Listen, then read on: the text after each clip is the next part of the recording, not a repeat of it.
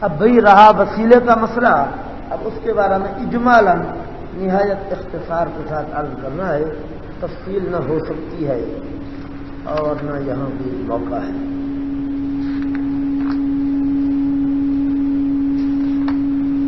سمجھ لو مسئلہ،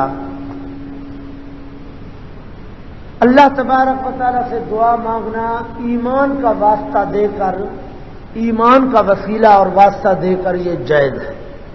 پہلی بات یہ ہے کہ اللہ سے دعا مانگنا اور واسطہ دینا کس کا؟ ایمان کا، یہ کیا ہے؟ جائز ہے، خود قرآن میں موجود ہے۔ پڑھے ہیں ربنا اننا سمعنا منادیا ینادی للایمان ان آمنوا بربکم فآمنا ربنا فاغفر لنا ذنوبنا۔ یا اللہ ہم نے ایک منادی کو سنا جو ندا دے رہا تھا کہ لوگوں خدا کی توحید کو مان لو، میری رسالت اور قرآن کی حقانیت کو مان لو، ہم نے اس پر ایمان لایا، لہذا مہربانی کر فاغفر لنا ذنوبنا۔ ایمان کا واسطہ دے کر دعا کی گئی ہے، قرآن پاک کے اندر موجود ہے۔ معلوم ہوا کہ ایمان کا واسطہ دے کر خدا سے دعا مانگنا کیا ہے؟ جائز ہے۔ دوسری بات، اعمال صالحہ کا واسطہ دینا بھی جائز ہے کہ یا اللہ فلانا میں نے نیک کام کیا تھا، اس کے واسطے اور اس کے طفیل سے میرا کام کر دے، سمجھا؟ یہ بھی جائز ہے۔ حدیث پاک جنہوں نے پڑھی ہے انہوں نے پڑھ لیا ہے، جنہوں نے نہیں پڑھی وہ پڑھیں گے انشاءاللہ۔ وہ 3 آدمی بارش ہو رہی تھی، غار میں جا چھپے تھے تو غار بند ہو گیا تھا، انہوں نے پھر ہر ایک نے اپنا عمل پیش کیا تھا، اللہ سے دعا کی تھی، سمجھا تھی؟ تو وہ جو حدیث جو ہے وہ صاف دلالت کر رہی ہے کہ توسل بالاعمال جو ہے دعا جائز ہے کہ انسان اپنے عمل کا وسیلہ اور واسطہ پیش کرے۔ کتنے مسئلے ہو گئے؟ 2۔ تیسرا مسئلہ کہ ذوات مقدسہ کا واسطہ دیا جائے، کسی پیاری ہستی کا واسطہ دیا جائے اور کہا جائے یا اللہ نبی علیہ السلام کے طفیل ہمارا یہ کام کر دے، حضرت کے واسطے کے ساتھ یہ کام کر دے، سمجھا تھی؟ فلانے بزرگ کے طفیل اور واسطے کے ساتھ ہمارا یہ کام کر دے۔ یہ مسئلہ یہاں یہی عرض کرنا ہے تو حضرت دل کے کانوں سے سن لو، سمجھا؟ امام اعظم ابو حنیفہ، امام محمد اور امام ابو یوسف رحمہم اللہ تعالی کے نزدیک یہ ناجائز اور حرام ہے۔ کیا سن رہے ہو؟ ہاں، کوئی قائل ہوتا ہے تو ہوتا رہے، میں جو دعویٰ عرض کر رہا ہوں وہ توجہ سے سن لو۔ امام اعظم ابو حنیفہ، امام ابو یوسف اور امام محمد رحمہم اللہ تعالی، ہمارے جو تینوں ائمہ ہیں، تینوں ائمہ کرام کے نزدیک ذوات مقدسہ کا واسطہ اور وسیلہ دے کر دعا مانگنا چاہے ناجائز اور حرام ہے۔ علماء دیوبند رحمہم اللہ تعالی قصرہم اللہ تعالی قائل ہیں اس بات، سمجھا؟ اور لوگ بھی قائل ہوں گے، لیکن امام صاحب رحمہ اللہ جن کے ہم مقلد ہیں اور فقہ حنفی چھوٹے بچوں کو پڑھانا شروع کرتے ہیں مولوی ہونے تک، ترمذی اور بخاری کے اندر بحثیں کرتے ہیں رفع یدین اور قرات خلف الامام کی، لیکن یہاں جب آتے ہیں تو سیرے سے لکیر پھر جاتی ہے۔ امام اعظم ابو حنیفہ رحمہ اللہ کے نزدیک توسل بالذوات المقدسہ جائز بلکہ کیا ہے؟ حرام ہے۔ اور سن رہے ہو؟ قدوری سے پڑھنے لگے ہو تم، یہ مطلب قدوری سے۔ اب میں حوالے دے رہا ہوں آپ کو، ایک عبارت سناتا ہوں، آگے حوالہ۔ وَقَارِهَا قَوْلُهُ بِحَقِّ رُسُلِكَ وَأَنبِيَائِكَ وَأَوْلِيَائِكَ۔ وہ سن رہے ہو؟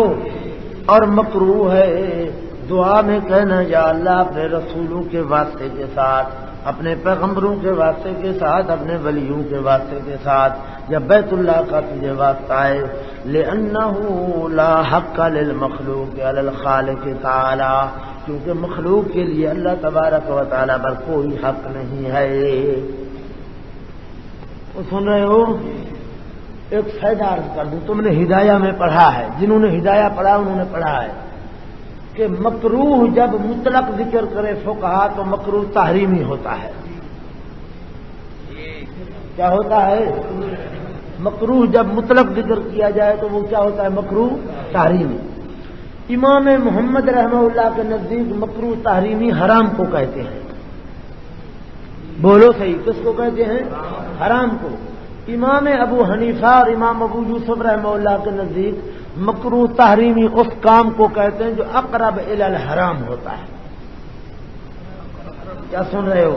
امام محمد رحمہ اللہ کے نزدیک مکروہ تحریمی کس کو کہتے ہیں؟ جو حرام ہوتا ہے. امام ابو حنیفہ اور امام ابو یوسف رحمہ اللہ کے نزدیک مکروہ تحریمی کس کو کہتے ہیں؟ اقرب الی الحرام کو کیا کہتے ہیں؟ مکروہ تحریمی کہتے ہیں. جہاں مطلق کراہت کا ذکر آتا ہے وہ کون سی کراہت ہوتی ہے؟ تحریمی. اور جہاں کراہت تحریمی آتی ہے وہ یا حرام ہے یا حرام یا اقرب الی الحرام ہے. تو یہاں اس عبارت سے تمہیں معلوم ہو گیا کہ کسی کا حق اور واسطے اور وسیلے سے دعا کرنا یا حرام ہے یا حرام کے قریب ہے. یا حرام ہے یا حرام کے قریب ہے. الدر المختار جلد 5 صفحہ 254 تبیین الحقائق شرح کنز الدقائق جلد 6 صفحہ 31 جی. اور ملتقل انہر شرح ملتقل ابہر جلد 2 صفحہ 554 شرح وقایہ جلد 4 صفحہ 59 کشف الحقائق شرح کنز الدقائق جلد 2 صفحہ 240 فتاوی عالمگیری جلد 5 صفحہ 318 ہدایہ جلد 4 اور فتح القدیر جلد 8 صفحہ 132 عینی شرح کنز صفحہ جلد اخیر یعنی 4 صفحہ 236 بحر الرائق شرح کنز الدقائق جلد 8 صفحہ 207 درر الحکام شرح غرر الاحکام جلد اول صفحہ 321 فتاوی بغدادیہ جلد 6 صفحہ 381. یہ ساری کتابیں احناف کی ہیں اور ان کے اندر یہ مسئلہ موجود ہے. ان کے اندر یہ مسئلہ موجود ہے کہ کسی کو دعا کرنا اللہ پاک سے کسی بزرگ کا کسی پیغمبر کا واسطہ دے کر یہ مکروہ تحریمی یعنی حرام ہے یا حرام کے قریب ہے. تو سمجھیے یہ بات. ایک فائدہ عرض کر دوں تمہیں جی. مولوی تمہیں حوالہ ضرور دیں گے فلاں مولوی نے لکھا ہے فلاں مولوی نے لکھا ہے فلاں مولوی نے لکھا ہے. لیکن یقین فرماؤ فقہ حنفی کی ایک کتاب کا حوالہ نہیں دے سکتے. کیا سن رہے ہو؟ مولویوں کے حوالے دیں گے فلاں نے لکھا فلاں نے لکھا لیکن فقہ حنفی کی کسی کتاب کا حوالہ نہیں دے سکتے کہ فلاں فقیہ نے لکھا ہے. فقہ حنفی کا یہ مسئلہ ہے ابو حنیفہ کا مسئلہ ہے. کوئی حنفی اپنے طور پر اگر قائل ہے تو اس کی مرضی ہے قائل ہوتا رہے لیکن فقہ حنفی کا حوالہ کچھ سن رہے ہو مولوی بن گئے اور شاید تمہیں پریشان کر دیں کہ فلانا مولوی جو ہے وہ حنفی نہیں گزرا فلانا عالم دیوبند کا وہ حنفی نہیں تھا فلانا عالم دیوبند کا وہ حنفی نہیں تھا. بھئی وہ حنفی تھے لیکن توسل کا جواز یہ ان کا اپنا نظریہ ہے. یہ فقہ حنفی نہیں ہے. کیا کہہ رہا ہوں؟ یہ ان کا اپنا اندیا اور خیال ہے اور فقہ حنفی کا مسئلہ وہی ہے جو میں نے فقہا کے حوالے دے دیے. انہوں نے صراح کر لکھ دیا ہے. یہ کتابوں کے میں نے حوالے پڑھے ہیں آپ کے سامنے. یہ سارے یہی کہتے ہیں کہ یہ ناجائز ہے حرام ہے یا حرام کے قریب ہے. تو پھر کیا کیا جائے؟ دعا کا طریقہ سن لو. بشر ابن ولید کہتے ہیں میں نے ابو یوسف رحمہ اللہ تعالی سے سنا وہ فرماتے ہیں لا ينبغي لأحد ان يدعو الله تعالی الا به. لا ينبغي لأحد ان يدعو الله تعالی الا به. کسی انسان کو یہ جائز نہیں ہے. یہ سنو بات اللہ کی ذات کا واسطہ دے یا اللہ کی صفات کا واسطہ دے یا اللہ کے نام کا واسطہ دے اور کسی چیز کا واسطہ نہ دے. یا اللہ تجھے تیری ذات کا واسطہ ہے میرا یہ کام کر دے. یا اللہ تو رحمان رحیم ہے تجھے رحمان رحیم ہونے کا واسطہ ہے میرا یہ کام کر دے.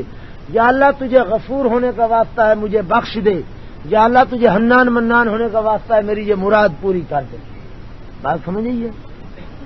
امام اعظم اور امام ابو یوسف رحمہ اللہ سے یہ منقول ہے کہ اللہ سے دعا کرے تو اللہ کی ذات کا واسطہ دے اسماء کا واسطہ دے صفات کا واسطہ دے لیکن ذوات مقدسہ کا واسطہ دینا جائز نہیں ہے. کچھ سمجھ آیا ہے کہ میں مزید بحث نہیں کرتا. سارے مستدلات ذکر نہیں کرتا، یہ میں نے مسئلہ تمہیں بتا دیا ہے کہ مسئلہ کیا ہے کہ فقہ حنفی کے اندر یہ جائز نہیں ہے. بس اب دوسری بات عرض کر رہا ہوں. رہی یہ بات کہ اس آیت کے اندر دلیل ہے، کیا ہے؟ اس آیت سے دلیل پکڑتے ہیں. اس کا پہلا جواب یہ ہے کہ اذا جاء الاحتمال بطل الاستدلال. اذا جاء الاحتمال، اس آیت کے علماء کرام نے کتنی تفسیریں کی ہیں؟ 5 تفسیریں کی ہیں. تو 4 تفسیریں اور بھی ہیں، 5ویں تفسیر ان لوگوں والی ہے. تو جب آیت کے اندر احتمال آ گیا، استدلال باطل ہو گیا. کوئی آیت ایسی ہوتی جس کے اندر صراحتاً توسل بالذات کا مسئلہ مذکور ہوتا اور اس کی ایک ہی تفسیر ہوتی اور کوئی تفسیر نہ ہوتی تو ان کا مستدل بنتی. اس آیت کے اندر صراحتاً توسل کا مسئلہ موجود نہیں ہے. نمبر 2 میں اس آیت کی 5 تفسیریں ہیں، 4 اور ایک یہی اذا جاء الاحتمال بطل. جواب آ گیا. دوسرا جواب یہ ہے کہ اس آیت کے اندر حضرت نبی کریم صلی اللہ علیہ وسلم مراد. پڑھ لو، سارے پڑھ لو، صلی اللہ علیہ وسلم پڑھا کرو، عادت بناؤ. حضرت نبی کریم صلی اللہ علیہ وسلم کی ذات مقدسہ مراد. یہاں کتاب مراد ہے، قرآن مراد ہے. سمجھا سی؟ ابھی جس طرح میں نے بتایا کہ یہاں پہلے بھی کتاب کا ذکر ہے، فلما جاءہم کتاب من عند اللہ ہے، رسول من عند اللہ نہیں بلکہ کیا ہے؟ کتاب من عند اللہ ہے. اور آگے کھڑا ہے ما عرفوا، من نہیں بلکہ، اور آگے کھڑا ہے بے سمشترو بھی بما انزل اللہ ہے، بے من ارسلہ اللہ نہیں ہے. یہ 3 بڑی دلیلیں ہیں اس بات کی کہ یہاں نبی علیہ السلام سرے سے مراد ہی نہیں ہے حضرت مراد، بلکہ کیا مراد ہے؟ قرآن مراد ہے. جب قرآن مراد ہے، نبی علیہ السلام مراد ہی نہیں ہے تو جناب من ان کا استدلال پھر بھی کیا ہو گیا؟ باطل ہو گیا. کتنی جواب آ گئے؟ 2. تیسرا جواب کہ اس آیت سے توسل بالذوات والمقدسہ والا مسئلہ جو وہ نکالتے ہیں، وہ مسئلہ ایسے نہیں نکلتا جب تک کہ روایت کو ساتھ نہ ملایا جائے. روایت کو، اور روایت جو ہے اس کا حال میں آپ کو پڑھ کر سنا رہا ہوں کہ یہ روایت کیا ہے اور کیسی ہے. پہلی روایت ہے حضرت ابن عباس رضی اللہ تعالیٰ عنہ. کس سے ہے؟ حضرت ابن عباس رضی اللہ تعالیٰ عنہ سے ہے. حضرت ابن عباس کی وہ روایت سن لو.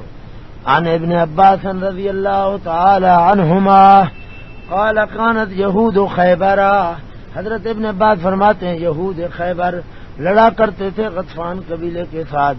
فلما التقوا، جب وہ آمنے سامنے ہوتے تو یہود خیبر کو ہزیمت ہو جاتی. سمجھا سی؟ فرماتے ہیں فعادت الیہود بہذا الدعاء، یہود نے اللہ سے پناہ مانگی اس دعا کے ساتھ اللہم انا نسألک بحق محمد النبی الامی. اللہم انا نسألک بحق محمد النبی، ہم یا اللہ تو اس سے سوال کرتے ہیں ساتھ حق محمد صلی اللہ علیہ وسلم کے جو نبی ہیں، امی ہیں، ان تخرجہ لنا فی آخر زمان الا نصرتنا علیہم الی آخرہ. تو سن رہے ہو؟ اس روایت کا نام میں رکھ رہا ہوں روایت ابن عباس بسند عبد الملک. بسند، اس کی سند کے اندر عبد الملک کھڑا ہوا ہے. کون کھڑا ہے؟ ہاں. اب یہ روایت کہاں ہے جناب من؟ یہ روایت ہے مستدرک اپنا. اللہ اکبر. در منصور کا جلد اول ہے، صفحہ 88 ہے. در منصور کا جلد اول صفحہ 88، 88 سمانون و سمانون. سمجھا سی؟ جہاں روایت موجود ہے.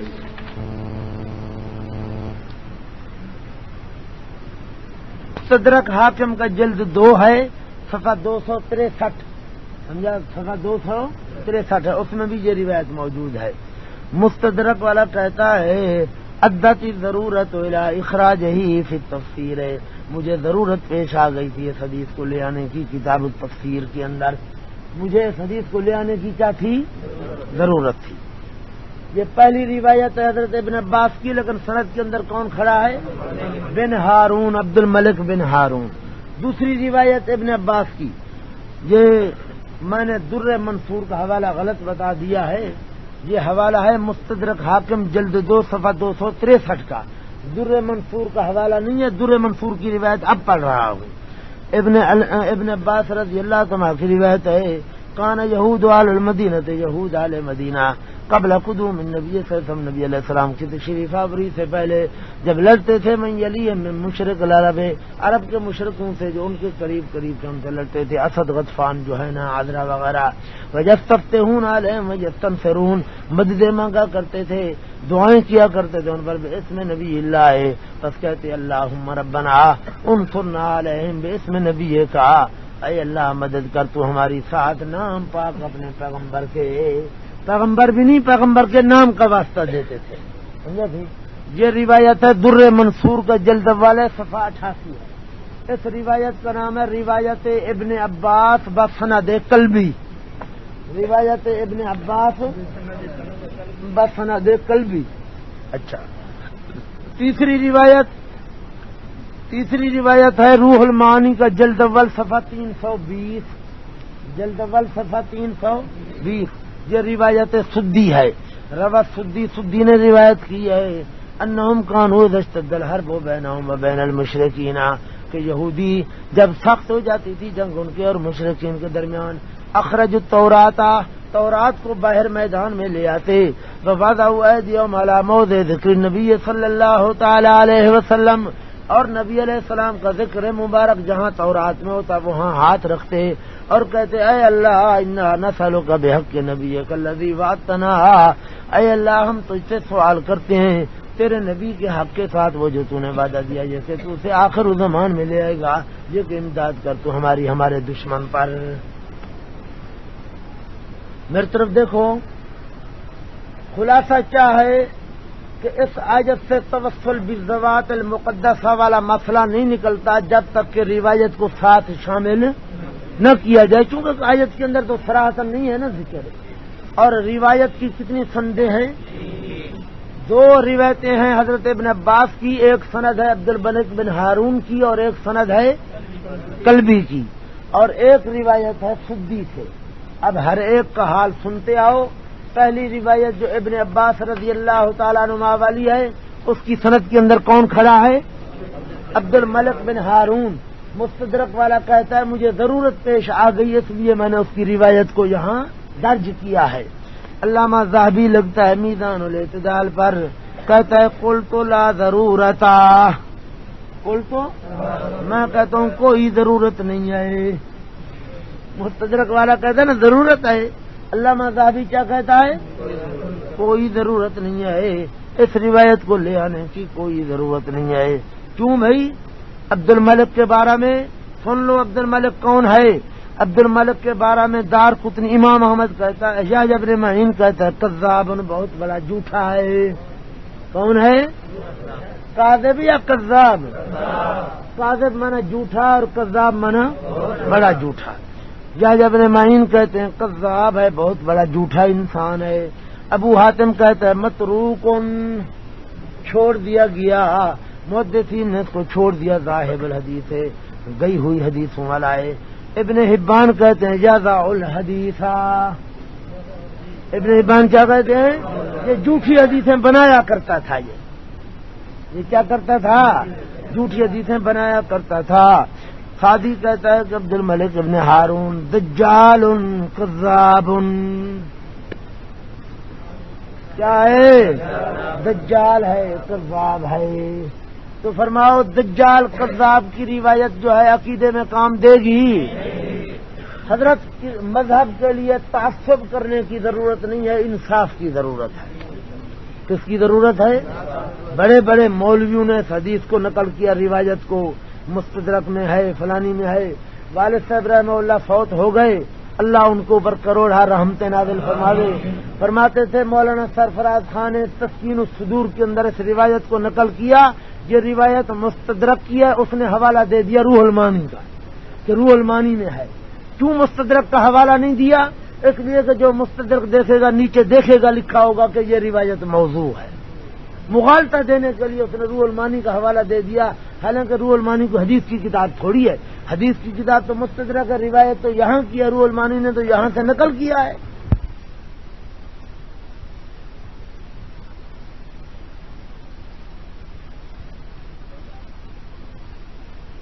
کوئی آدمی اگر دیکھتا ہے اس کو مستدرک کو تو وہ صاف دیکھتا کہ نیچے لکھا ہے کہ عبد الملک جو ہے متروک اور ہالک ہے. متروکن ہالکن، ہلاک اور برباد ہو چکا ہے. اتنے بڑے لفظ ہیں، لیکن اس نے جان بوجھ کر روح المانی کا حوالہ دیا کہ وہاں کوئی تلاش کرتا رہے گا، پتہ چلے گا. سن رہے ہو؟ پہلی روایت جو ہے تم مولوی بن رہے ہو، مولوی خیال کرنا، تم خود جاؤ تحقیقیں کرو کہ اس روایت کو دیکھو کہ اس آیت سے توسل والا مسئلہ نہیں نکلتا، کیونکہ آیت میں توسل کا ذکر صراحتاً نہیں ہے. توسل کا مسئلہ نکلتا ہے اس روایت سے جب تک روایت کو ساتھ نہ ملایا جائے. روایت مستدرک کے اندر ہے اور مستدرک کی روایت کا یہ حال ہے، اس کے اندر عبد الملک کھڑا ہوا ہے. کچھ سمجھ آئیے بات. دوسری روایت حضرت ابن عباس والی، قلبی والی روایت والی، وہ کہاں کھڑی ہے؟ در منصور کے اندر. یہ سیوطی کی کتاب ہے حضرت، سیوطی کی کتاب ہے الدر المنصور فی تفسیر القرآن بالمعصور. سمجھا تھی؟ اس کا میں نے صفحہ بھی بتایا تھا. یہ جو میں نے آپ کو بتایا ہے یہ روایت کس کی ہے؟ عبد الملک. پہلی روایت کس کی ہے؟ عبد الملک بن ہارون کی. اس پر جرحیں اور بھی بہت ہیں، میں نے تمہیں چند جرحیں سنائی ہیں سر، ورنہ جرحیں اور بھی بہت ہیں. سمجھا؟ ایک دو لفظ میں بھی تمہیں بتا دوں. یہ حاکم خود کہتا ہے ذاہب الحدیث جداً، ذاہب الحدیث ہے، اس کی حدیثیں ختم ہیں. مدخل کے اندر یہی حاکم کہتے ہیں روان ابھی ہے احادیث موضوعاتن، موضوع روایتیں ذکر کرتا ہے. کیا ذکر کرتا ہے؟ موضوع روایتیں ذکر کرتا ہے. وہ حاکم خود کہتا ہے. اور بھی جرحیں بہت ہیں. دوسری روایت کس کی ہے؟ قلبی کی. اور قلبی جناب وہ بھی دجال کذاب انسان ہے. کون ہے؟ سنو نا بات چاہو. ہاں، معتمر ابن سلیمان اپنے والد سلیمان سے نقل کرتا ہے کہ کوفے کے اندر دو جھوٹے تھے، ان میں سے ایک قلبی ہے. کون ہے؟ ایک قلبی گزرا ہے جی. اور ابن لیث ابن ابی سلیم کہتے ہیں کوفے میں دو جھوٹے رہتے تھے، ایک قلبی اور دوسرا سدی. ایک قلبی اور دوسرا سدی. اچھا تھے. یحییٰ ابن معین کہتا ہے لیس بشیء، یہ کچھ بھی نہیں ہے. بخاری کہتا ہے ترکہ یحییٰ ابن مہدی، چھوڑ دیا اس کو یحییٰ ابن معین اور ابن مہدی نے. سمجھا صحیح؟ اور سنو. ہاں، ابو عمرو بن العلا کے دروازے پر ابو جز بیٹھا تھا. ابو جز نے کہا اشہد ان القلبی کافر،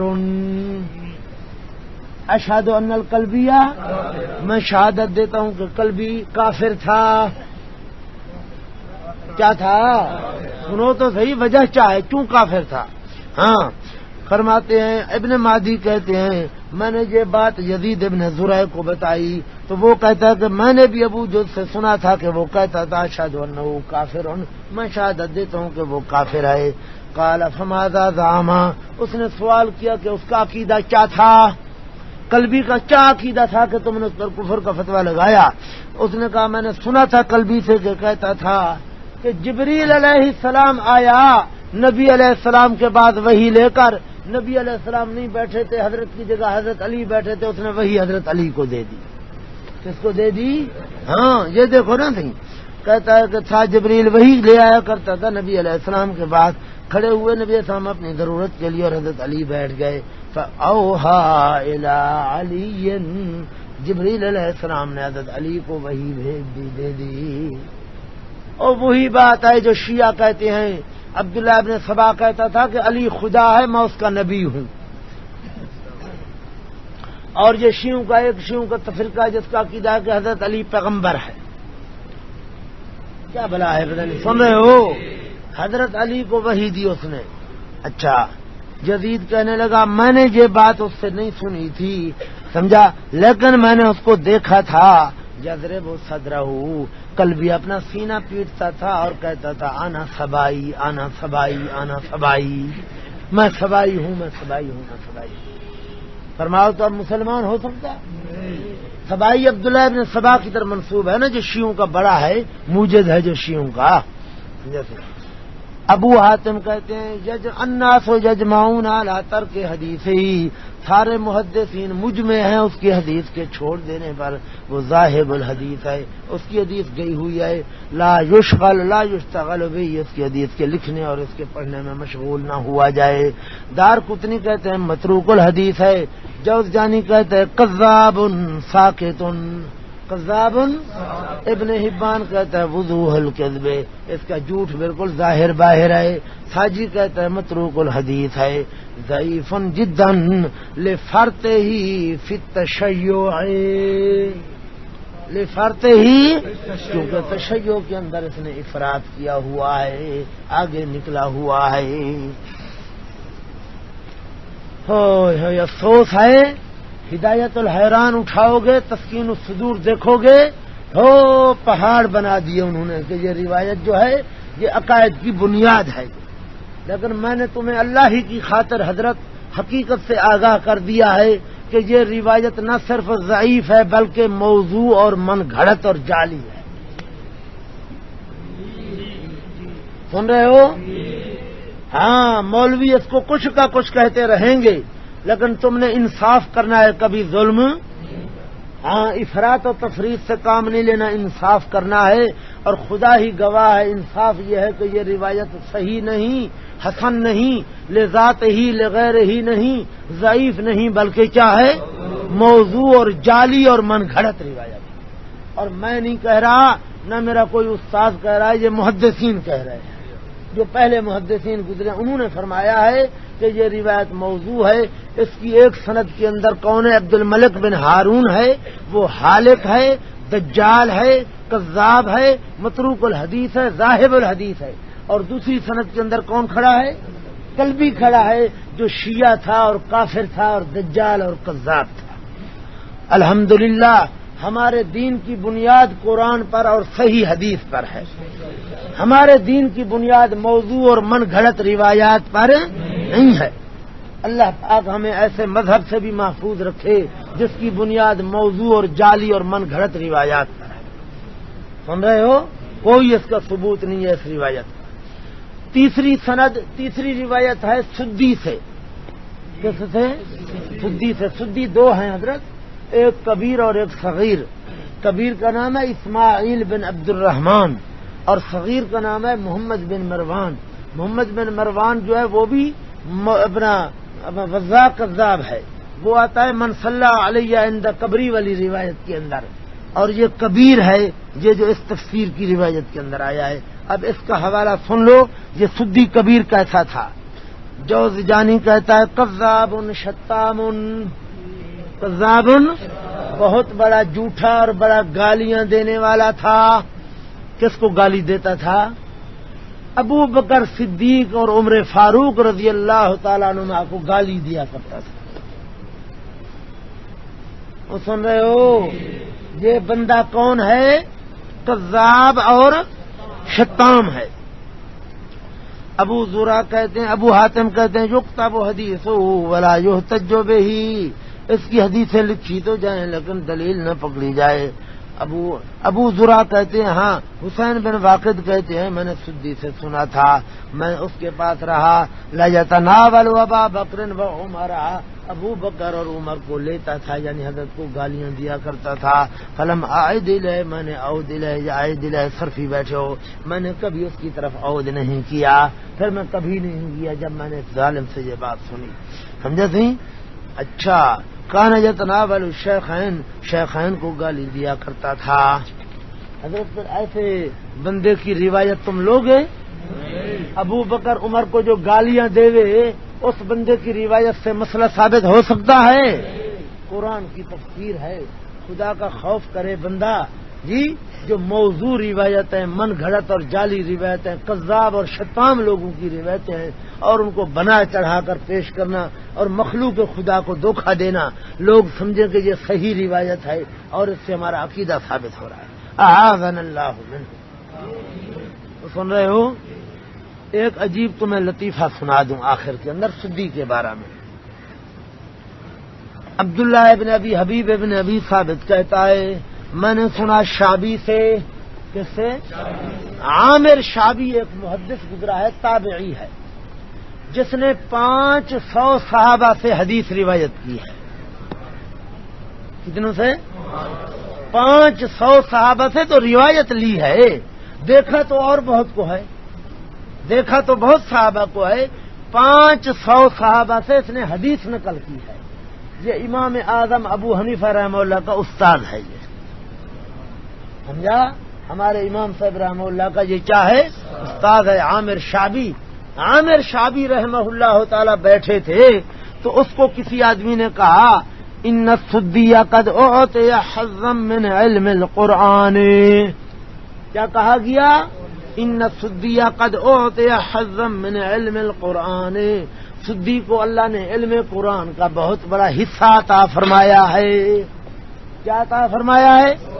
بہت بڑا حصہ علم قرآن کا عطا فرمایا ہے۔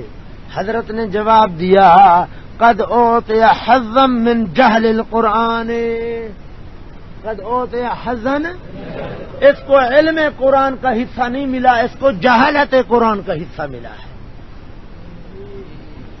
تو سن رہے ہو؟ علم قرآن کا حصہ نہیں ملا بلکہ جہالت قرآن کا، جہل قرآن کا اس کو حصہ ملا۔ یہ پرلے درجے کا جاہل ہے، قرآن جانتا نہیں ہے، ایسے یہ مفسر بنا پھر رہا ہے۔ سمجھیے بھائی حضرت، میں نے آپ حضرات کو توسل بالذات کے دلائل نہیں بیان کیے، نہ مجھے دلائل بیان کرنے کی فرصت ہے اور نہ ضرورت ہے، کتابوں میں ہیں الحمدللہ، ہمارے علماء نے سمجھا کہ اقامت البرہان لکھی ہے سجاد بخاری رحمہ اللہ نے، اس میں بھی ہیں دلائل اور ان کی تردید ہے۔ اور جواہر القرآن کے اندر سورہ بنی اسرائیل کے اندر سمجھا تھی اولئک الذین یدعون یبتغون الی ربہم الوسیلۃ پر بڑی تفصیل سے ان احادیث، ان روایات پر جرح موجود ہے، وہ مطالعہ کرنا اگر فرصت مل جائے تو۔ بازار جانے سے جی اور کھانا پکانے اور چاول پکانے اور چائے پکانے سے فرصت مل جائے ٹماٹروں سے، سمجھا، تو اس کا مطالعہ کر لینا، اس میں تمام روایات پر جرح موجود ہے۔ سمجھی بات سی؟ میں نے تمہیں یہ عرض کیا ہے کہ اس آیت کو استدلال میں پیش کرنا درست نہیں بلکہ غلط ہے، کیونکہ اس کے اندر 5 احتمالات ہیں، اور اس کے اندر دوسرا جواب میں نے کیا دیا تھا کہ یہاں کتاب مراد ہے، تیسرا یہ کہ یہاں سے دلیل نہیں پکڑی جا سکتی جب تک روایت کو نہ ملایا جائے۔ روایت کی 3 سندیں ہیں، 2 ابن عباس سے روایتیں ہیں جن میں ایک میں عبد الرحمن اور ایک میں کلبی ہے، اور ایک روایت سدی کی ہے، وہ تینوں موضوع من گھڑت اور جعلی ہیں، لہذا اس آیت کو استدلال میں پیش کرنا درست۔ یہ بات شکر ہوا تم نے پرچی لکھ دی۔ حضرت عمر رضی اللہ تعالیٰ عنہ نے حضرت عباس سے کہا کہ دعا مانگو، پرچی آئی ہے، حضرت عباس رضی اللہ عنہ کو حضرت عمر نے بلایا، صحابہ کو اکٹھا کیا، یا اللہ انا کنا نتوسل الیک بنبیک، ہم تیرے پیغمبر کا وسیلہ پکڑتے تھے، آج ہم تیرے پیغمبر کے چچے سے وسیلہ پکڑ رہے ہیں، سمجھا، فشفع فینا جائے، اس کی دعا ہمارے حق میں قبول فرمائے۔ اس کے بارے میں سن لو بات، اس حدیث کا مطلب یہ کیا ہے؟ اس حدیث کا مطلب توسل متقدمین والا ہے، توسل متاخرین والا نہیں ہے۔ متقدمین والا توسل یہ ہے کہ مثلا میں جاتا ہوں کسی بزرگ کی خدمت میں اس کو کہتا ہوں حضرت میرے حق میں دعا مانگو، وہ ہاتھ اٹھاتا ہے، میں بھی ہاتھ اٹھاتا ہوں، میں کہتا ہوں یا اللہ اس بزرگ کی دعا میرے حق میں قبول فرما، اس بزرگ کی دعا میرے حق میں، یہ ہے توسل متقدمین والا، اس کو کہتے ہیں توسل فعلی۔ اور سنو اس کو کیا کہتے ہیں کہ کسی بزرگ کے پاس جاؤ، اس کو کہو میرے لیے دعا کر، جب وہ ہاتھ اٹھائے آپ بھی ہاتھ اٹھا لو، کہو یا اللہ اس بزرگ کی دعا میرے حق میں۔ اور جو متاخرین والا توسل ہے وہ توسل قولی ہے، زبان سے خود بیٹھ کر کہے کہ یا اللہ فلانا مردہ یا زندہ بزرگ کے واسطے سے میری دعا منظور کر، یہ توسل یہاں مراد نہیں اور قطعاً نہیں اور میرے بات بھول گئی، میں فیض الباری لے آتا۔ علامہ انور شاہ کشمیری رحمہ اللہ نے فیض الباری کتاب الاستسقاء کے اندر بخاری کی شرح کے اندر بڑی وضاحت سے مسئلہ بیان کیا کہ یہ حدیث جو ہے اس کو متاخرین والے توسل یعنی توسل بالذوات المقدسہ اور توسل قولی کے ساتھ مس ہی نہیں ہے، کیا نہیں ہے، تعلق ہی نہیں ہے۔ وہ سن رہے ہو مولویوں، خیال کرنا۔ علامہ انور شاہ نے دو باتیں واضح کی ہیں۔ کتنی باتیں؟ پہلی بات کہ آج کل جس توسل کے لوگ قائل ہیں یہ توسل متقدمین میں نہیں تھا، یہ توسل متاخرین کا ہے۔ متقدمین میں نہیں تھا بلکہ متقدمین کا توسل وہ پہلا قسم ہے توسل فعلی، کہ وہ اپنے بزرگ سے دعا منگواتے تھے اور خود بھی کہتے یا اللہ اس بزرگ کی دعا ہمارے حق میں قبول فرما۔ متاخرین نے توسل قولی نکالا ہے، متقدمین کے اندر توسل قولی نہیں تھا۔ اور دوسری بات یہ واضح کی ہے کہ بخاری والی حدیث جو ہے اس کے اندر اس توسل بالذوات کا کوئی تعلق ہی نہیں ہے، ذکر ہی نہیں ہے، بلکہ یہ الٹا توسل بقولی کی تردید کر رہی ہے کہ اگر توسل قولی جائز ہوتا تو حضرت عمر کہتے یا اللہ اپنے پیغمبر کے واسطے کے ساتھ قحط دور فرما، حضرت عباس سے دعا نہ منگواتے۔ حضرت عباس سے دعا منگوانا اور نبی علیہ السلام کا واسطہ پیش نہ کرنا یہ دلیل ہے، بلکہ اسرح دلیل ہے کہ توسل بالذوات المقدسہ صحابہ کے نزدیک جائز نہیں تھی۔ سمجھ رہے ہو؟ وآخر دعوانا ان الحمدللہ۔